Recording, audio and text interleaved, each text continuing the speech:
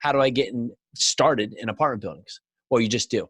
It comes down to that step. You have to take that first step of action. You are taking it today. You're educating yourself. You're getting yourself out there. Now, you have to take the next step, though. You have to start becoming specific with your wants. If I come up to you and say, hey, I want to invest in real estate. Well, how am I going to help you? How am I going to help you when you give me a general term like that? That could mean 100 different things, and I can't help you achieve that. So ultimately, I can say something like, great, good for you, go for it. But if you want to get invested in apartment buildings and you want to be able to have brokers, property managers, other investors help you to your wants and needs, you now have to start specifying exactly what you want, and that's going to be what you need today. You need to target now, okay, what is my objective? And your objective might be a cash flow objective. Maybe you're looking that you ultimately want to make $5,000 per month in cash flow after all expenses paid, mortgage and other. Maybe you want to have a certain amount of assets under management so you can have a certain asset management fee, because that could be what you want. Maybe you want to start your own property management company, so you want to have so many units that you can manage because you'll be able to make that property management fee. But for instance here, let's say we want to make $50,000 a month in cash flow.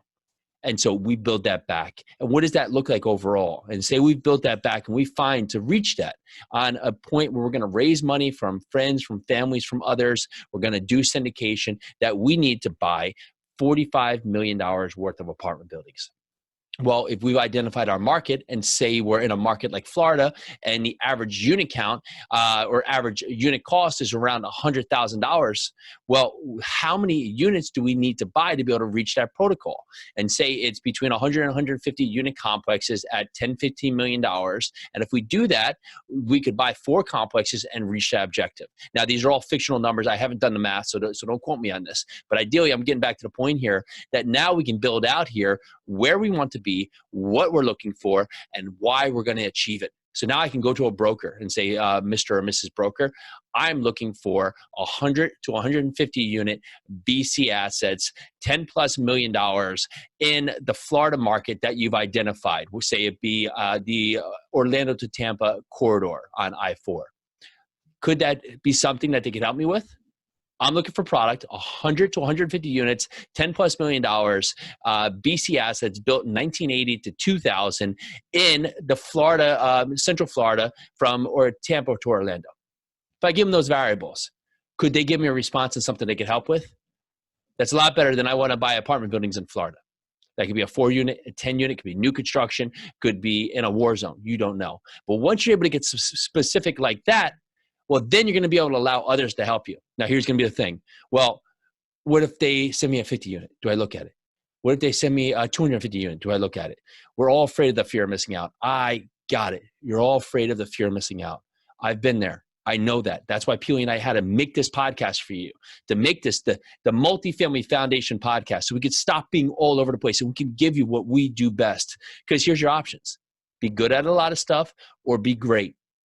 Put your 100% of time into finding a 100 to 150 unit apartment building, or put 50% of the time into that specific niche and put 50% chasing everything else.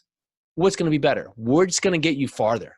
And are you going to miss out, or are you actually going to dive in? Because what's going to happen is when that opportunity arises, that 100 to 150 unit apartment building, that's $10+ million, that's a BC assets, that's built between 1980 and 2000, that's right in your core focus. Well, who's going to get that building? You, who's putting 50% of your energy in it and 50% into other things that you are fearing missing out, or the person who's in it 100%, that's giving everything and being great at their specific area? Well, that person is going to crush you. And they're going to crush anybody who's standing in their way that's not 100% focused. So if you want to be specific with what your wants and needs are, go after it. Now, you spend 4 or 5 months in there and doesn't work to your point, you find that the apartment buildings aren't lining up, there's not enough product coming out, okay, then you can pivot. But you can't jump every single time. It's like RIA meetings, going out to a RIA meeting. It drives me nuts. Every month there's a different RIA meeting that it goes lease options, then it goes flipping, then it goes wholesaling, then it goes buy and hold, then it goes small multifamily, then it goes large multifamily, then it goes investing out of state, then it goes turnkey. Every month somebody's got something new to do to sell you. And you can't get any traction. But why can't you? Because you will not stay focused. So your thing today is get focused. Give it time. No one just plants a seed, comes back tomorrow and says, oh, there's my apple tree. It doesn't happen. Nothing is quick in the real estate process.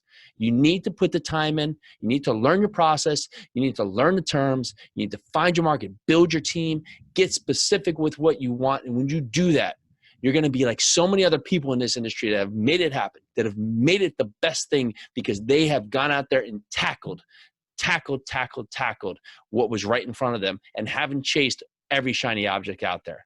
I know I was chasing shiny objects. I know I was all over the place. Still, I have different businesses going, but I'm honing it all in because I want to bring you what's best. And what's best of me is bringing everything that's focused on our core alignment of being able to grow us to help all of our investors reach their goals. And if you're thinking about investors, if you're going to jump through hurdles to jump at every new shiny thing, how can you confidently talk to investors and say, give me money to be in these investments when you're jumping from one thing to the next? How can they feel confident? Let me put my money with Jane because Jane is into this. But you know what? This is a 5 or 7 year hold, and Jane has come to us with 7 other things over the last 5 or 7 years that have jumped in there, from crypto to stocks to investing in franchises, to the next startup for WeWork to replace WeWork, and now she wants to buy apartment buildings. How are they going to feel confident? You have to show the groundwork that you commit. And you do what you say, and you're going to do that by creating focus and creating clarity. All right, get after it today. Take action. Let's do this.